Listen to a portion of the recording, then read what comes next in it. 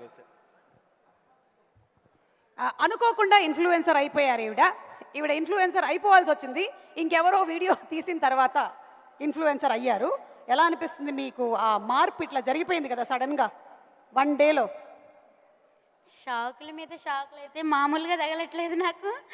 కానీ అసలు నేను ఊహించలేదు. కానీ అందరికీ నిజంగా పేరు పేరున అందరికీ ధన్యవాదాలు తెలుపుకుంటున్నాను. ఎందుకంటే నేను ఎక్కడుంటానో నాకే తెలియదు. ప్రపంచం అంటే ఏంటో కూడా తెలియదు. నాకే ఇవాళ ఇంతమందిలోకి తీసుకొచ్చారంటే నిజంగా సోషల్ మీడియాకి థ్యాంక్ యూ. అలాగే నన్ను సపోర్ట్ చేస్తున్న వాళ్ళందరికీ కూడా, మీ అందరికీ కూడా పేరు పేరున ధన్యవాదాలు తెలుపుకుంటున్నాను. Thank you very much. అలాగే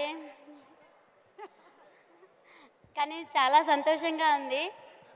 కానీ ఆత్మవిశ్వాసం ఉంటే ఏదైనా ముందుకెళ్ళొచ్చు. నాకు చదువు లేదు అని ఎప్పుడూ బాధపడుతూ ఉంటే, చదువు లేదని బాధపడొద్దని, భక్తికి ముక్తికి చదువులెందుకు, ఆత్మశాంతి ఉంటే చాలు అదే దైవము, చెరువులోన చాపకెవరు ఈత నేర్పిరి, బావిలోన కప్పకెవరు భాష నేర్పిరి, అడవిలోన అమసకెవరు ఆట నేర్పిరి, ఆ చెట్టు మీద కోవెలకెవరు కూత నేర్పిరి, ఆ పుట్టలోన పాముకెవరు బుసలు నేర్పిరి, ఆ పుట్టిన బాలుడికెవరు ఏడ్పు నేర్పిరి అని మా అమ్మమ్మ నానమ్మ నాకు ధైర్యం చెప్పి, నేను చదువుకోలేదని బాధపడుతుంటే ఇంకా చాలా అంటే చాలా చెప్పారు.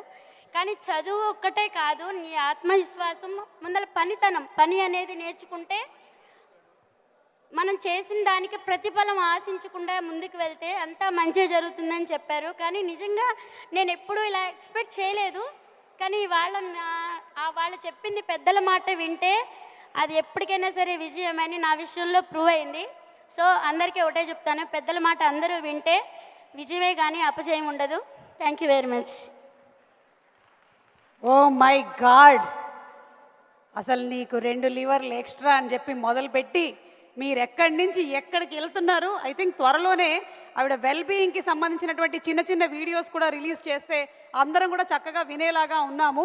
మీరే ఆత్మవిశ్వాసానికి నిలువెత్తు నిదర్శనంగా ఉన్నారు కుమారి.